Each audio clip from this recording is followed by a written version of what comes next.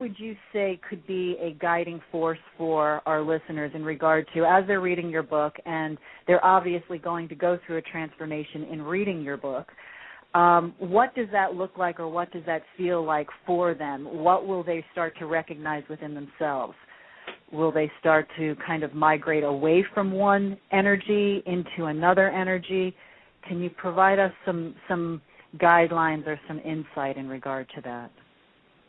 Yeah, the disconnect is a deep, deep part of our culture story. So we disconnect from our society, we disconnect from nature, we disconnect from people around us, we disconnect from our own bodies and retreat into the head.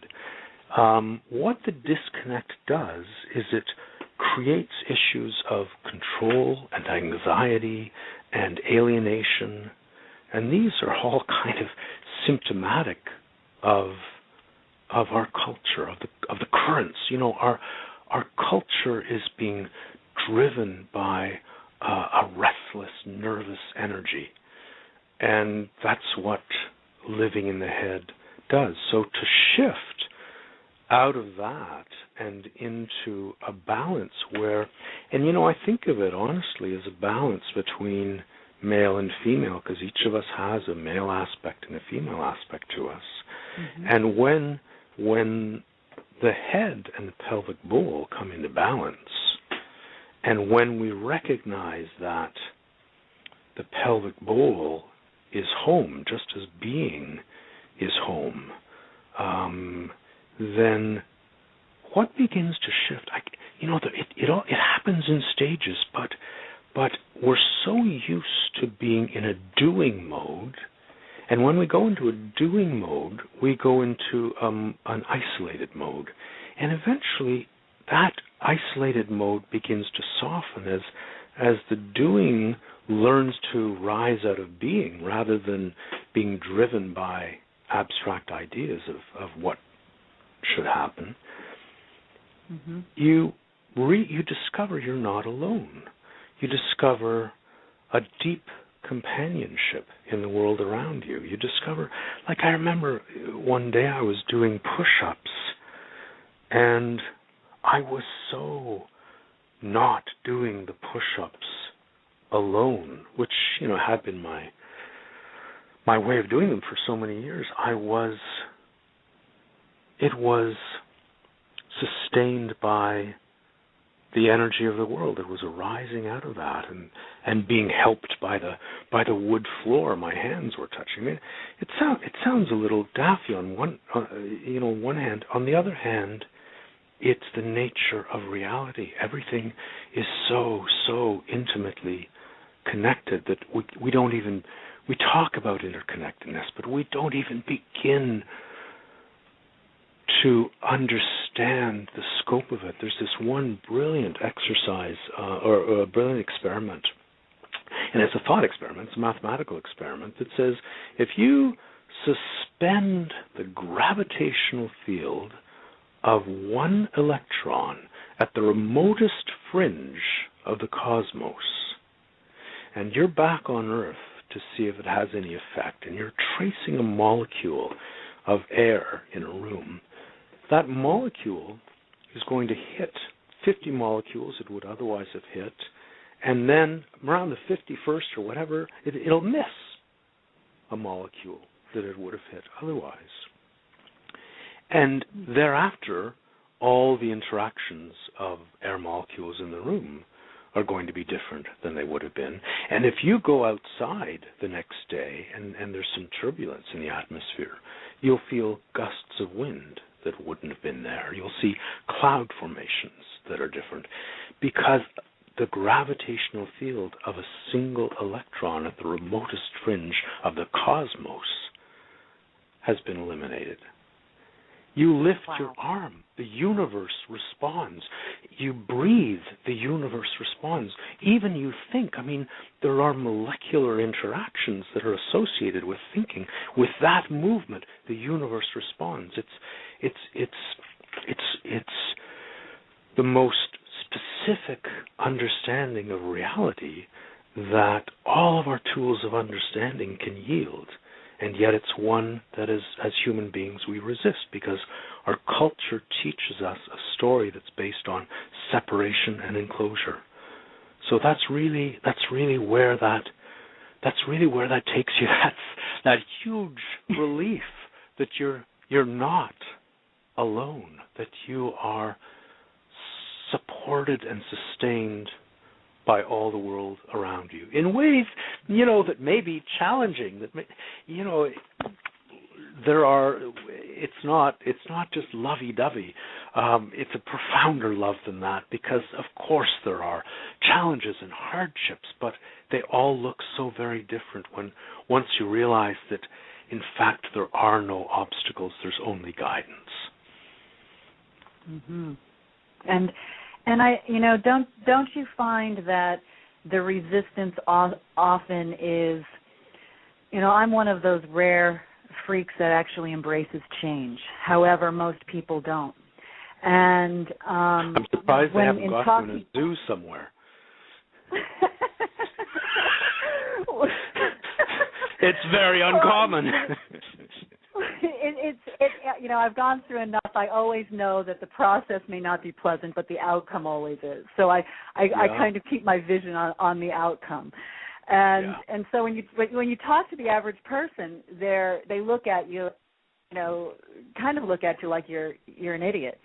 And so, I've discussed this with several people who are resistant of change and resistant of going through a transformation, because what you just said, they often feel they're alone. And these are people who may have a devout, connection to God, or even attend church, or be very, stoic in their beliefs. However, they don't have that connection, divinity, that awareness of the divinity within them.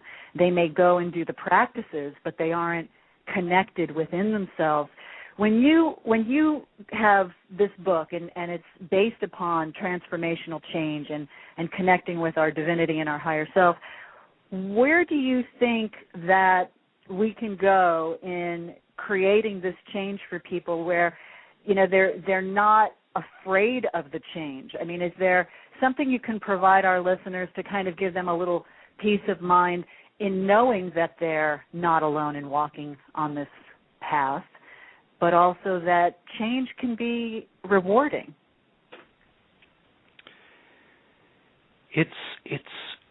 I studied voice for many years as an actor, and when I first started studying it,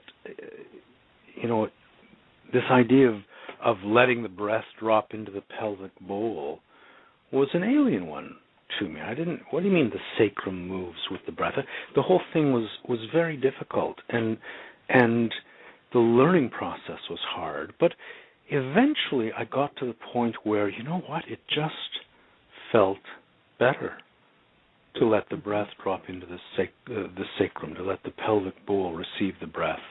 And eventually it got to the point where I became aware that I was feeling bad, and I'd say, "Oh, of course, I've cut my breath off," and I'd let it drop down. So I began to begrudge the times when my habits carried me back. And when that happens, it's just so easy. So in terms of offering encouragement,